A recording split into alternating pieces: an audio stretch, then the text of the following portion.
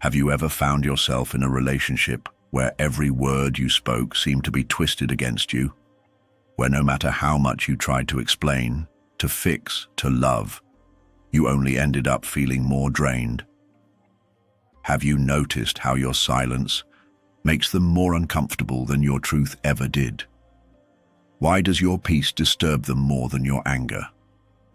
If you've ever been manipulated, blamed for things you didn't do, or made to feel guilty for choosing your own peace, then this message is for you. Today, we're diving deep into the healing power of silence. Why it's not weakness, but strength. Why it's not running away, but finally choosing yourself. If you've ever been in a toxic relationship, this could be your turning point. Before we begin, if you value personal growth, self-respect, and mastering your mind, subscribe now. Join the journey to become stronger, wiser, and emotionally untouchable. 1. Understanding projection. It's not you, it's them. Let's get one thing straight. Many of the things people accuse you of have nothing to do with you. Often, they are mirrors of their own guilt, shame, or unresolved wounds. When someone points a finger, look closely, because they might actually be revealing the parts of themselves they refuse to acknowledge. Instead of taking on their judgment, understand that their accusations often have more to do with their inner chaos than your actual behavior. Imagine someone cheating on you and then accusing you of betrayal. This isn't about your actions, it's about their fear of being exposed. Their mind needs to create a story where you're the villain, so they don't have to face the truth about themselves. It's a form of self-preservation. They rewrite reality, so they don't have to feel the weight of their own guilt. By blaming you, they attempt to reclaim a sense of control over the narrative, because if you're the bad one, they can continue justifying their actions without facing shame. This is projection, a psychological trick where people cast their flaws onto others to avoid accountability. And once you understand this, their words lose power. You stop internalizing the lies they've fed you. Projection is the ego's defense mechanism. It's easier to accuse than to admit. But understanding projection turns the tables. Suddenly their insults start to sound like confessions. Their anger begins to look like fear. And you begin to unburden yourself from the weight of their misdirection. Knowing this truth is your first form of defense. It's not about taking the blame anymore. It's about seeing clearly and letting their insecurities stay with them, not you. You don't need to carry someone else's emotional baggage. Once you learn to recognize projection, you build a filter for truth. You stop reacting emotionally to false accusations. You learn to respond, or even better, to walk away with clarity. You don't need to fix their story. You only need to stay rooted in your truth. The bottom line is this: when people lash out, deceive, or twist reality to make you feel at fault, step back. Ask yourself, is this really about me? Or are they projecting something they can't deal with internally? Not every conflict requires your engagement. Sometimes the most powerful move is emotional detachment, a refusal to accept a role in a story that was never yours to begin with. 2. Silence is strength, not surrender. Most people believe that power comes from speaking up, clapping back, having the last word. But in truth, some of the most powerful responses are the ones that never leave your lips. In a world obsessed with reacting, silence is revolutionary. When you resist the urge to explain, to defend, to retaliate, you reclaim your energy. You show that not every battle deserves your sword. Silence becomes a choice, not a lack. When you stay silent in the face of manipulation or rage, you starve the drama. You refuse to validate the chaos. And in that silence, the manipulator is forced to deal with their own noise. Most manipulators thrive on your engagement. It gives them fuel. But your silence is a mirror. forcing them to see their reflection without your emotional labor softening the view. It disarms them. Without your reaction, they're left to spiral in the void they created. Silence doesn't mean you're weak. It means you've outgrown the need to argue. You've chosen peace over performance, clarity over conflict. There's strength in restraint. While others are consumed by the need to be right, you're focused on being free. That freedom comes not from proving a point, but from realizing you don't need to. Your energy is too valuable to be spent on people who thrive in disorder. The real war is not in what you say, but in what you choose not to respond to. You've taken back control, not by fighting, but by refusing to be baited into the same toxic dance. When you refuse to engage, you break the cycle. You teach others that you won't be pulled into reactive patterns. Silence becomes your boundary, your protection, and often your loudest answer. Think of silence as a sacred space, one that keeps you grounded in your own values rather than tangled in someone else's dysfunction. In that space, you heal, you think clearly, you grow. The next time someone tries to provoke you, ask yourself, is this worth disturbing my peace? Most of the time, the answer is no, and that is strength. 3. Emotional intelligence, the mind's greatest weapon. Emotional intelligence is what separates reaction from wisdom. It's the ability to see past the surface, past the insult, the manipulation, the provocation, and understand the why behind it all. Without it, we're at the mercy of every mood swing, every toxic interaction, every unfiltered emotion. But with it, we gain clarity, restraint, and most importantly, peace. When someone lashes out, they reveal more about themselves than they ever could about you. Their anger is often pain in disguise, their need to control, rooted in fear. Most destructive behaviors stem from unresolved trauma. Emotional intelligence allows you to see beyond the mask. It teaches you to read the emotional language beneath the words, to see wounded children hiding in adult bodies. You stop reacting to the surface and start interpreting the deeper story. When you develop emotional intelligence, you no longer personalize their behavior. You begin to see that it's not a battle you need to fight, because it was never about you to begin with. You stop absorbing their projections. Their storm is not your forecast. You recognize that their behavior is a reflection of their inner state, not your worth. And in doing so, you liberate yourself from cycles of overthinking, guilt, and misplaced responsibility. This doesn't make you passive, it makes you powerful. It gives you space between stimulus and response, a space where peace, perspective, and self-respect live. That space is where choice is born. You can choose not to react. You can choose to respond calmly, or not at all. You become less predictable, more composed.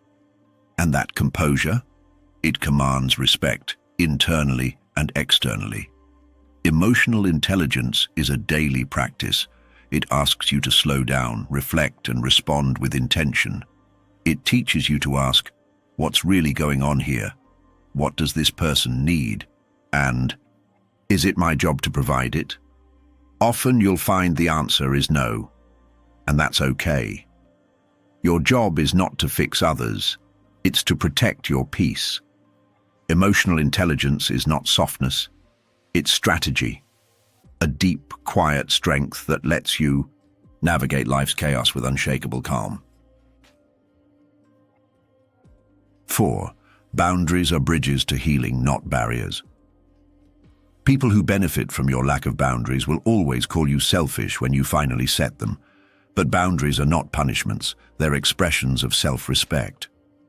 When someone has grown accustomed to your silence, your compliance, or your constant availability, your boundaries feel like betrayal to them.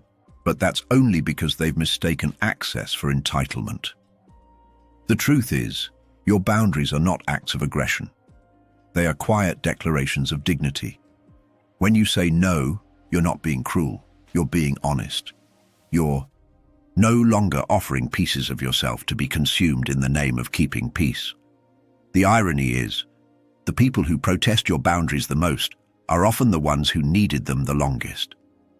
And when they call you selfish, what they really mean is, I can no longer use you like before.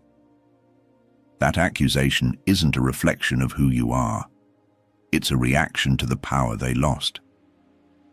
Kindness does not require you to be a doormat. Love does not mean accepting abuse, and patience doesn't mean tolerating manipulation. Some of the most toxic dynamics are disguised as being the bigger person. You're told to be kind, to forgive endlessly, to turn the other cheek. But these ideas, while noble in theory, can become weapons when misused. Boundaries do not mean you're unkind. They mean you're aware. They mean you've recognized that self-sacrifice, when chronic and one-sided, becomes self-harm. Too many people have been conditioned to equate being loving with being endlessly available, or being spiritual with being endlessly tolerant. But you can be kind and still say enough. You can be loving and still walk away. You can be compassionate and still refuse to be controlled. There is no virtue in letting someone repeatedly cross lines that destroy your well-being. Your kindness loses its meaning when it's exploited, and patience, when applied to manipulation, is not a virtue. It's a slow erosion of self. A boundary says, I love myself enough to protect my peace. It filters who and what gets access to your energy. It's not a wall to keep people out, it's a gate to let the right people in. Think of your life like a garden. Without a fence, it becomes vulnerable to trampling, to pests, to theft. Boundaries are not about isolation. They are about cultivation. You're not cutting yourself off from the world. You're creating sacred space within it. The people who love you, truly love you, will not resent your boundaries. They will respect them, honor them, and even feel safer because of them. Because boundaries are not about exclusion. They are about clarity. They tell others where they stand, and more importantly, they tell you where you stand. When you define what's acceptable and what isn't, you stop negotiating your value for temporary peace. You stop auditioning for love, affection, and respect, and you start creating a life where your energy is not siphoned by chaos, but invested in growth. A gate doesn't just block what's harmful, it opens to what's healthy. True healing begins the moment you stop betraying yourself for the comfort of others. And boundaries are your declaration. I am not here to be drained. I am here to be free. Every time you say yes when you mean no, a piece of you contracts. You shrink to fit into spaces that no longer nourish you. But the body always knows, the soul always keeps score. Eventually, the weight of people-pleasing, self-denial, and silent suffering becomes too heavy to bear. That's when something breaks open inside you, a moment of truth. Healing begins not with apologies to others, but with forgiveness for yourself, for staying too long, for accepting too little, for dimming your light to soothe someone else's discomfort. Boundaries are not ultimatums, they are reclamations. They're not about building walls, they're about drawing maps. So you no longer get lost in someone else's chaos. You declare, this is my line, this is my worth, this is my peace, and it's not up for compromise. You are no longer available for anything that costs you your joy. You stop betraying your inner truth, and in doing so you start to heal, not from others, but back to yourself. 5. Breaking the illusion. When they lose control, you find yours. Manipulators thrive on confusion. They create illusions that make you doubt your reality, your value, your choices, but all of it is smoke and mirrors.